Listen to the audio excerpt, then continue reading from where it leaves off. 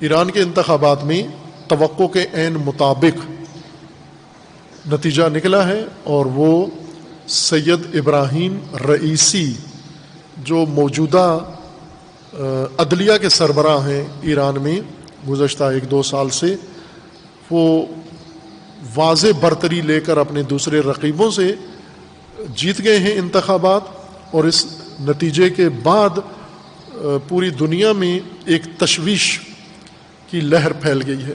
پاکستان میں بھی تشویش کی لہر ہے، پاکستان کے اخبار بھی لکھ رہے ہیں، اور کالم نگار کالم بھی لکھ رہے ہیں، ٹی وی اینکرز پروگرام بھی کر رہے ہیں، اور ایران کے انتخابات کے بارے میں پاکستان کے اندر مکمل گمراہی پھیلا رہے ہیں، 100% گمراہی۔ یہ خبر جو پاکستان کے بعض ٹی وی اینکرز نے چلائی ہے اور مذاکرہ کروایا، ٹاکرا ہوا ہے یا کالم کی شکل میں آیا ہے، یہ ہو بہو اسرائیلی چینل کی گفتگو ہے۔ یہی مذاکرات اسرائیلی چینل پر ہوئے ہیں، اور وہی ترجمہ ہو کر اردو میں پاکستانی چینل کے اوپر ترجمہ ہوئے ہیں۔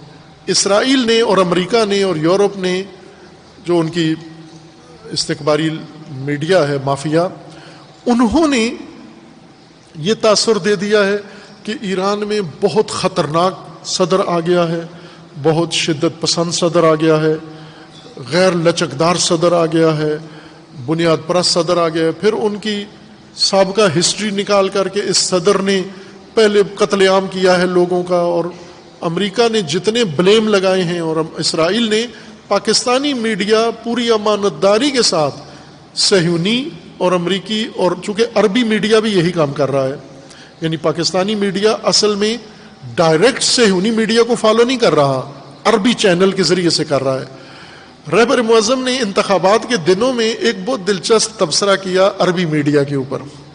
ایک چینل ہے العربیہ، وہ فارسی میں بھی ایک چینل ہے، 24 گھنٹے فارسی میں ایران کے بارے میں سعودی عرب سے چلایا جاتا ہے۔ ویسے تو متعدد چینل ہیں عربی ملکوں نے ایران کے متعلق بنائے ہوئے ہیں۔ رہبر معظم نے فرمایا کہ ایران میں الیکشن ہے، اور الیکشن میں جو ووٹنگ ہے اور صلاحیتوں کی تائید ہے، ریجیکشن ہے، اس سارے بارے میں یہ عربی چینل گفتگو کرتا ہے، اور بڑی مزیدار ہے۔ وہ یہ ہے کہ بیلٹ باکس، وہ ووٹوں کے جو صندوق ہیں، صندوق رائے، فارسی میں ووٹ کو رائے کہتے ہیں، رائے، صندوق رائے یعنی ووٹوں کے صندوق۔ رہبر معظم نے فرمایا کہ یہ عرب ملک، ان کی اجداد نے، ان کی نسلوں نے آج تک انتخابات کا منہ نہیں دیکھا، انہیں ووٹ نہیں پتا ہوتی کس شکل کی ہے ووٹ، اور انہیں یہ نہیں پتا کہ ووٹ کا جو صندوق ہوتا ہے، باکس، وہ کیسے ہوتا ہے۔ اور رہبر معظم نے فرمایا کہ میں وثوق سے کہتا ہوں کہ ان کو فروٹ کے کریٹ میں اور ووٹوں کے صندوق میں کوئی فرق پتہ نہیں ہے۔ اگر یہ عرب ان کے سامنے آپ فروٹ کا کریٹ جا کے رکھ دیں اور ساتھ ہی ووٹوں کا باکس، اور اس سے پوچھیں کہ بتاؤ اس میں صرف منڈی سے جو فروٹ کریٹ آیا وہ کون سا ہے اور ووٹوں کا، تو کہتے ہیں وہ نہیں بتا سکتے، چونکہ انہوں نے زندگی میں نہ کبھی ووٹ دیکھے ہیں، نہ جمہوریت ہے، نہ الیکشن ہے، اور یہ بیٹھ کر 24 گھنٹے تبصرے کر رہے ہیں ایران کے اندر جمہوریت، اور ایران کے اندر منصفانہ انتخابات اور غیر عادلانہ انتخابات، اور فلاں انتخاب اور فلاں انتخاب، یہ بیٹھ کر باتیں کر رہے ہیں۔ یہ جیسے مثلا چور بیٹھ کر ججوں کے بارے میں گفتگو شروع کر دیں، جج عدل نہیں کرتے، جج عدالت سے کام نہیں لیتے، چور بیٹھ کر یہ انصاف و عدالت کی باتیں کریں۔ اب رئیسی صاحب آئے ہیں تو ظاہر ہے کہ وہ رہبر کے ساتھ کاملاً ہم آہنگ ہیں، متفق ہیں، تابع ہیں ان کے، لیکن اقتدار میں آ کر معلوم نہیں آگے کیا ہوگا۔ لیکن ابھی تک ان کی کارکردگی، ان کی سابقہ جو زندگی اور ذمہ داریاں ہیں، وہ سب کی سب نظام کے ساتھ، ولایت فقیہ کے ساتھ ہم آہنگی کی تھیں، اس لیے ان سے ڈر رہے ہیں کہ یہ تو ولی فقیہ کی بات مانیں گے اور کسی کی بات نہیں مانیں گے، تو اور کس کی منوانی ہے؟ تم کیوں کانپ رہے ہو؟ ابھی میں نے ایک کالم پڑھا پاکستان کے اخبار میں، پاکستان کو الرٹ کیا جا رہا ہے، پاکستانی حکومت ہوشیار رہے، ایران میں بہت سخت گیر موقف رکھنے والا صدر منتخب ہو گیا ہے۔ خوب صدر منتخب ہو گیا، پاکستان کو کیا خطرہ ہے اس سے؟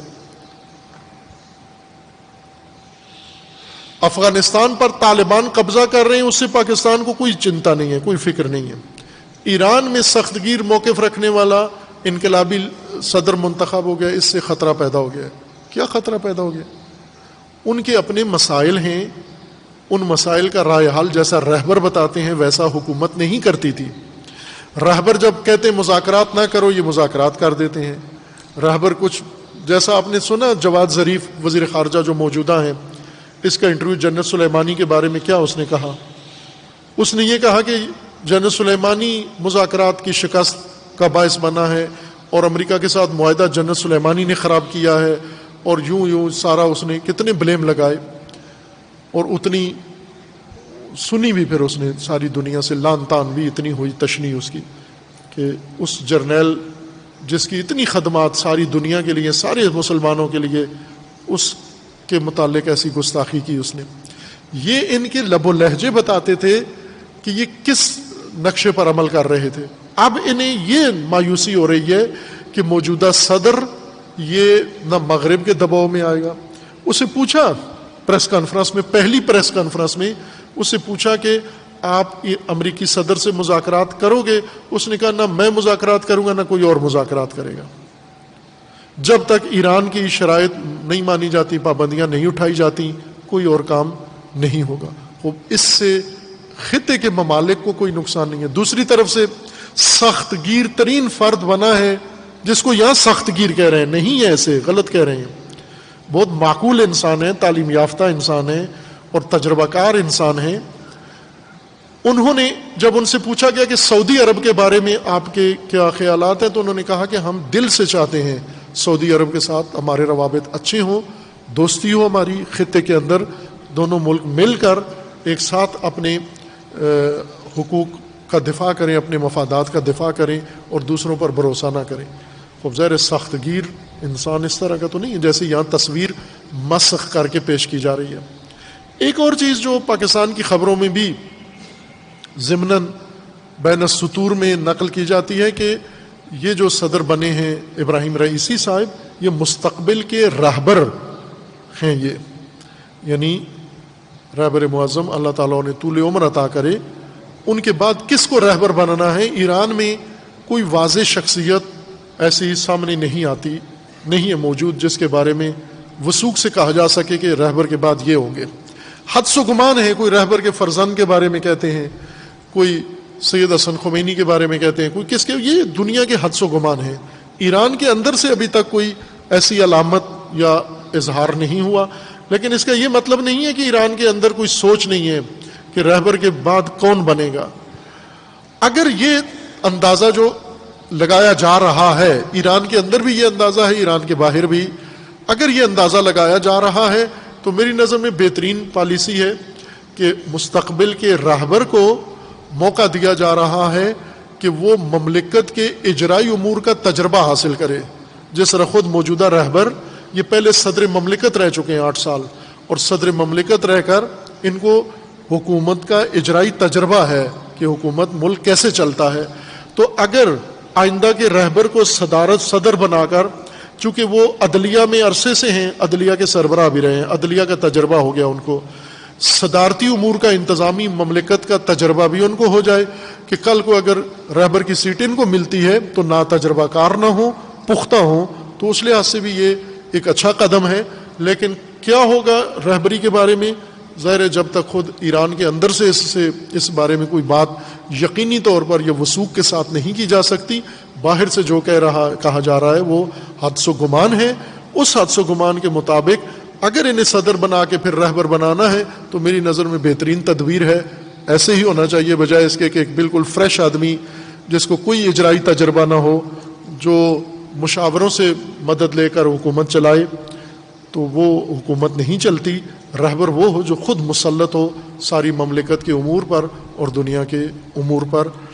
ہماری دعا ہے اللہ تعالیٰ انشاءاللہ تمام مسلمانوں کو خداوند تبارک و تعالیٰ امن و امان میں محفوظ فرمائے، اور ملت مظلومی کشمیر، فلسطین، یمن، خداوند تبارک و تعالیٰ انہیں آزادی عطا فرمائے اور انہیں ظلم و ستم سے نجات عطا فرمائے۔ اللہ تعالیٰ پاکستان کی حفاظت فرمائے، اس ملک کو اندرونی بیرونی دشمنوں کے شر سے محفوظ فرمائے انشاءاللہ۔ وصلی اللہ علی محمد وآلہ الطیبین الطاہرین۔